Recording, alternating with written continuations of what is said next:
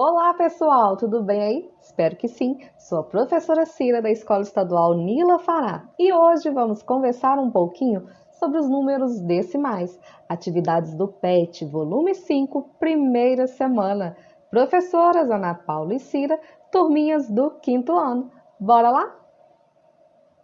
Em nosso dia a dia é muito comum ouvirmos, vermos e trabalharmos com os números decimais, seja a altura de uma pessoa, o peso de um alimento, o valor de uma mercadoria, entre tantos outros exemplos. Assim, é muito importante entender o que são os números decimais. Os números decimais têm como principal característica a presença da vírgula, pois são formados por uma parte inteira e outra decimal. Onde encontrar números decimais? Os números decimais estão presentes em diversos contextos do nosso dia a dia. Dinheiro.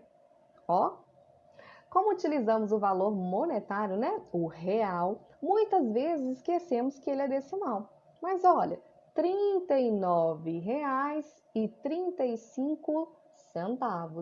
Os centavos, né? Vem de centésimos. Na altura do jogador. Já pensou se todo mundo tivesse uma altura exata? Ô Cira, qual a sua altura? 1 metro. Aí não, né? No termômetro, no mercado, na feira, em vários lugares. Lembrando que os números decimais têm como principal característica a presença da vírgula. Então vamos dar uma olhadinha onde nós podemos encontrar os números decimais?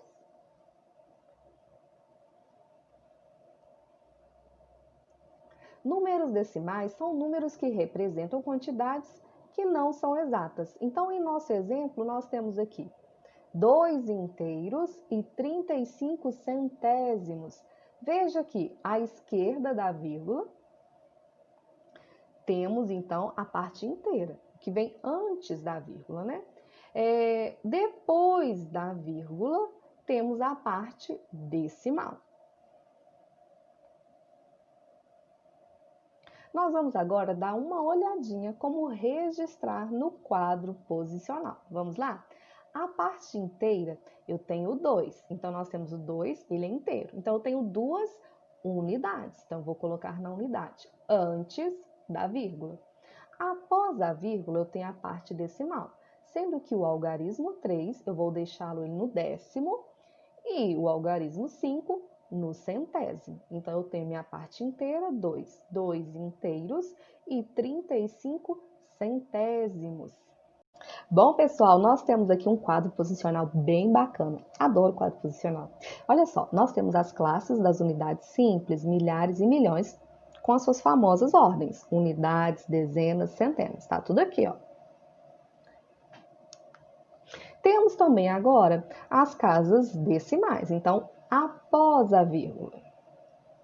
Então, nós temos o décimo, o centésimo e o milésimo. Não acaba no milésimo. Depois tem o décimo de milésimo e continua. Vai para o infinito. Assim como nos números inteiros. Beleza? Então, nós vamos ter que representar o número 3 inteiros e 7 décimos.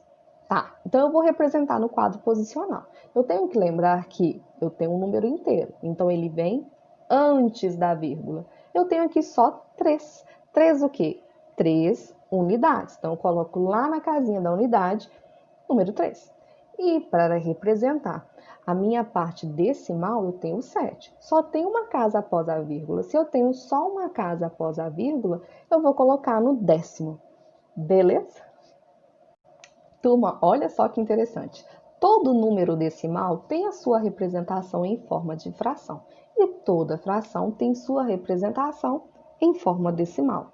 Olha só, tem o meu número decimal, 1 inteiro e 25 centésimos. Tá aqui, certo? Então, eu posso transformá-lo em uma fração. Primeiro, eu vou retirar a vírgula. E daí fica 125 no numerador, que é essa primeira parte aqui da minha fração. O denominador vai ficar 100. Por que vai ficar 100? Pois após a vírgula eu tenho duas casas, ó. Depois da vírgula eu tenho 25. Então, duas casas decimais, centésimo, então vem de 100. Então, vai ficar 125 sobre 100. No estudo de fração, a gente costuma simplificar para facilitar. Então, simplificando a minha fração, eu vou chegar aqui até na minha fração 5 quartos. Se dividirmos o numerador de cada fração acima pelo seu denominador correspondente, nós chegaremos ao valor decimal, que corresponde a 1 inteiro e 25 centésimos. Podem tirar a prova aí em casa que eu garanto. Tranquilo? Leitura dos números decimais. Ao lermos os números decimais, muitas vezes falamos o seguinte: 1,5, 2,3, 4,7, por exemplo.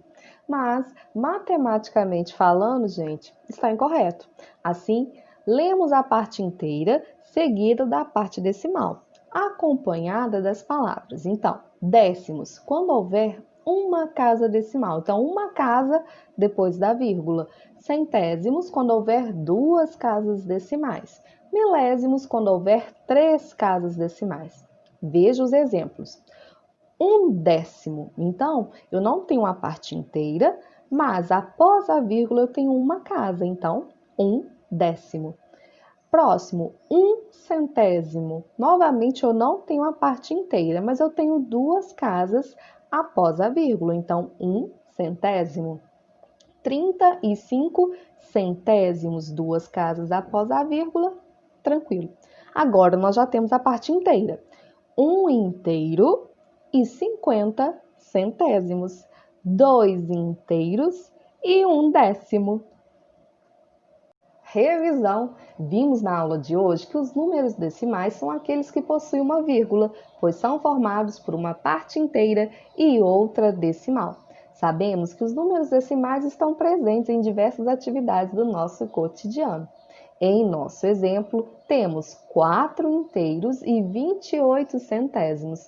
4 será nossa parte inteira e o 28, nossa parte decimal.